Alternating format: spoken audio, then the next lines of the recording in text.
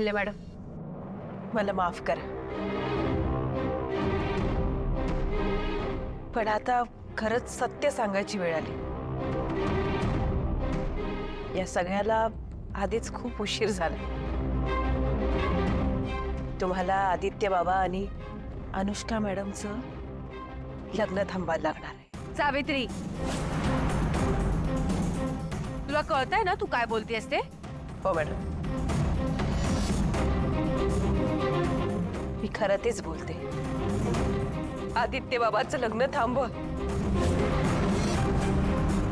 कारण आदित्य बाबांचं लग्न पारू सोबत झालंय। काय? हो,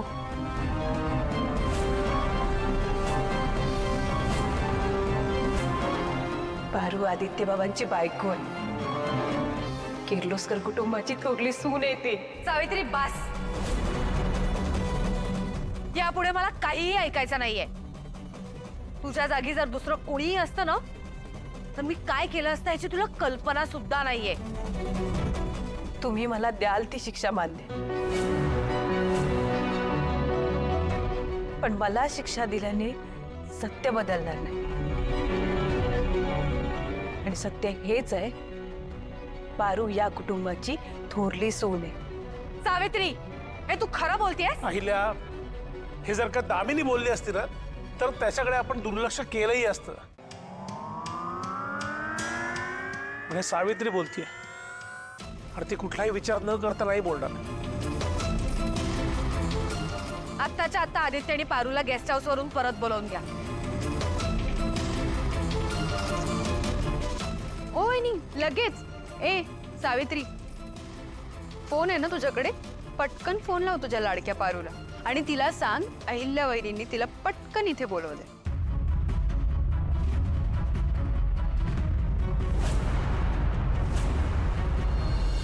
ये ये ये पारू, आम्ही सगळे तुझीच वाट बघतोय आतुरतेने।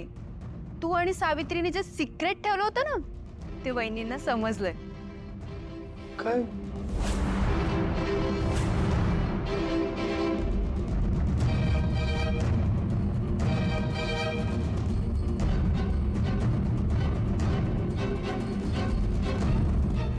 पारू, तू या घरात कोण आहेस?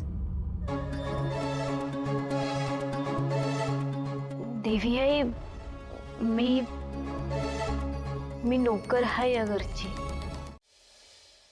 नानू नानू नानू नानू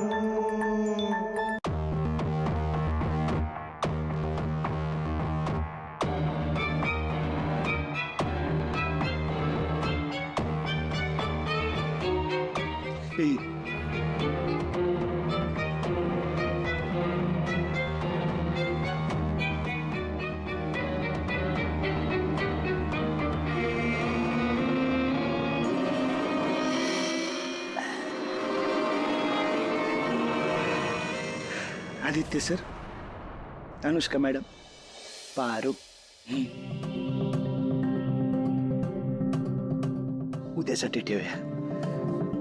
अनुष्का मॅडमनी इंग्लिश दिली, आज इंग्लिश पिऊ, दान भागो।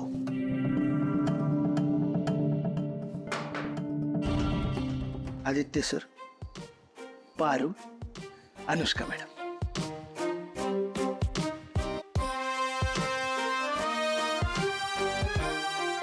Anushka madam, Paru, Aditya sir. हे बरं झालं पारूचा ऐन वेळी इशारा आला, नाहीतर मला अहिल्या मॅडमनं सगळं खरं सांगावं लागलं असतं, आणि त्याचे वाईट परिणाम पारूला भोगावे लागले असते।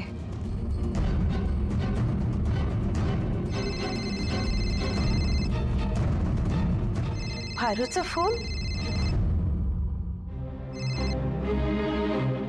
हॅलो हॅलो आत्या, काय झालं? मी हे बघा, मी इकडं कोणाला काही बी सांगितलेलं नाही। तिकडं काही झालंय का? पारूला काही सांगितलं तर तिला उगाच टेन्शन येईल। आत्या बोला ना, काय विचारते मी?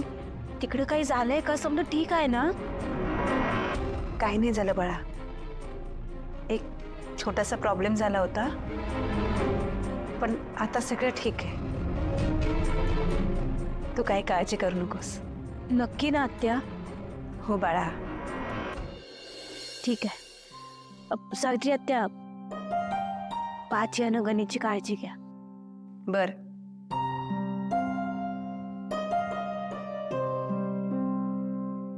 देवा, ही पोर खूप निरागस आहे. हिच्या वाट्याचं सुख आणि अधिकार फक्त आणि फक्त हिलाच मिळू दे. आठवण येते घरची. काळजी करू नको. मी मारुती मामांना फोन करून सांगितलं की आपण सुखरूप पोचलो. बरोबर केलंस. खरं तर मीच सांगणार होते तुला, कारण कसं आहे ना, एक तरुण मुलगी रात्री बेरात्री घराबाहेर राहते. असं राहिल्यावर कोणत्याही बापाला काळजी वाटणं स्वाभाविकच आहे ना.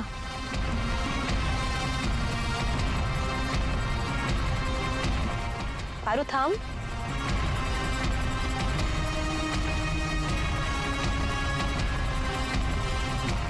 मला सांग, आदित्य तुझा मित्र आहे ना?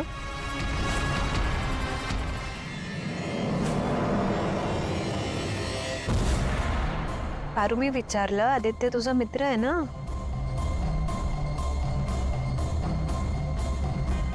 अगं मग आदित्य तुझा मित्र आहे तर मी तुझी मैत्रीण होऊच शकते, बरोबर ना? Yes, why not.